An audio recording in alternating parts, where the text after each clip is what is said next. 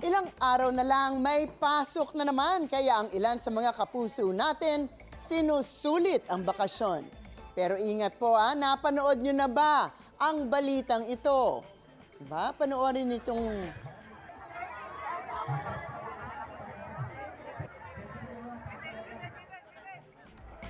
nais panagutin ng mga taga Candelaria, Quezon ang pamunuan ng isang perya kung saan tumirik ang octopus ride habang may sakay. Sa halip kasi na masayang selebrasyon, napalitan ng takot at nagdulot ng pangamba ang ride sa mga bisita. Makikita sa video ang mahigpit na pagkapit ng mga sakay ng nasabing octopus ride habang nasa ere. Ang ilang namamahala dito, mano-mano nang pinaikot ang octopus ride para isa-isang maibaba ang mga sakay. Wala namang nasugatan o nasawi sa insidente. Samantala, sa isa pang peryahan sa Pangasinan, makikita at maririnig na masayang naghihiyawan ang mga sakay ng isang ride nang biglang, bumagsak ang ride. Bumigay daw ang welding nito at saka nabali. Kaya nahulog ang 30 sakay nito. Dinala naman sa ospital ang mga sugatan. Naku, yan po ang pag-uusapan natin. Ask me, ask Attorney Gabby.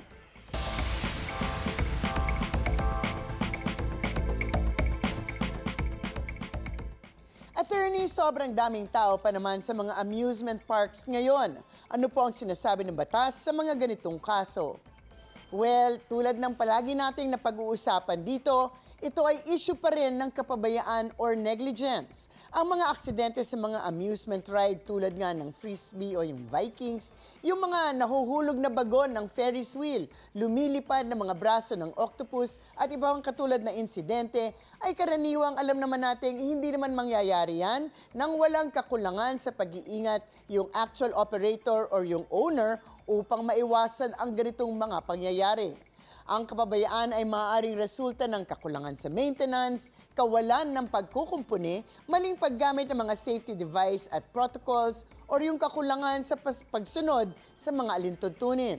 Maaari din itong pagkakamali ng mismong nag-ooperate ng amusement ride kung ito ay halimbawa, lasing or puyat, walang sapat na training or binaliwala ang mga safety protocols or hindi sumunod sa mga safety rules. Kung ano man ang dahilan, kinakailangan pa rin itong mapatunayan. Kaya may posibleng pananagutan sa isang kasong kriminal dahil sa negligence or reckless imprudence. At syempre, may pananagutang sibil para sa danyos. Mabuti na lamang at wala nga namatay sa mga insidenteng ito, ngunit syempre, kahit maisampa man o hindi ang kasong kriminal, may mga posibleng kaso para sa danyos, for the hospitalization, lost income, and other damages. Attorney, ano po ang posibleng habol ng mga biktima sa ganitong pangyayari? Ito yung karaniwang danyos na dapat ibigay sa isang taong nasugatan dahil sa kapabayaan ng iba. Una sa lahat, syempre ang pagbabayad ng actual na gastos para sa gamutan at pagpapaospital ng nasugatan. Kasama rito ang rehabilitasyon ng pasyente kung siya ay nasaktan. Dapat ding bayaran ang pagkawala ng kita kung ang nasugatan ay may trabaho at hindi nakapasok dahil sa insidenteng ito. Kung mapapatunayang pabaya ang operator, maaaring magkaroon ng exemplary damages, di ba? Parang mapakita naman meron siyang sample damages dahil sa kanyang pagpapabaya. At moral damages para sa sakit at pagdurusa ng biktima. Attorney, kung hindi naman pisikal na nasugatan ng isang tao, may posibilidad nga ba na ang trauma o pagsaksi o pagsakay sa maling ride ay maging batayan?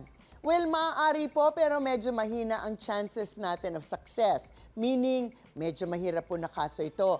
Mahirap patunayan ang presensya, pag-iral at lawak ng naturang trauma at mahirap patunayan na ang trauma ay direktang resulta ng pagsaksi sa insidente ng nasabing ride incident.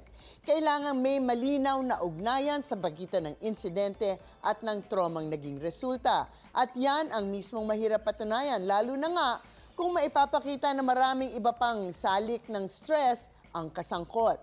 Maaaring problema sa love life, stress sa pag-aaral, family issues, at marami pang iba-ibang posibleng mga sanhi.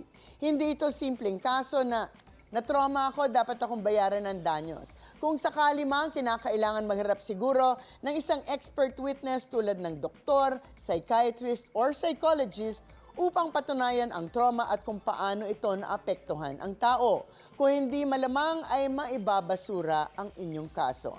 Unfortunately, ang mga perya ay subject lamang sa permit na ibinibigay ng local government unit na malamang wala namang mga empleyado na may kaalaman tungkol sa pagpapatakbo specifically ng amusement rides. Alam naman natin, mas complicated, di ba? Mas complex na ang mga amusement rides ngayon.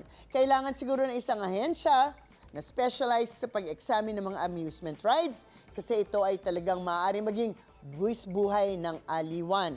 Sana din ay may required insurance coverage para protektahan ang lahat ng sumasakay. In the same way na may third-party liability insurance na required sa mga kotse na hindi makakapagrehistro kung wala ito.